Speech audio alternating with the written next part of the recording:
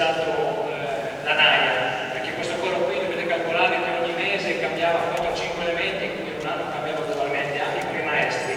E anche in questa fase i coristi arrivano un po' da tutto il nord Italia e praticamente si ritrovano esclusivamente nei concerti per cantare. Quindi una piccola prova e poi si prova a ripercorrere quelle emozioni che noi abbiamo provato con la divisa, che abbiamo portato al pubblico e che adesso senza divisa ma sempre per il cappello cerchiamo di portare ancora a voi. E quindi questa sera percorreremo questi 75 anni della Brigata Pina Iulia, anzi forse parleremo della divisione Iulia, perché da quella è la vera realtà in un periodo importante e anche drammatico della storia italiana.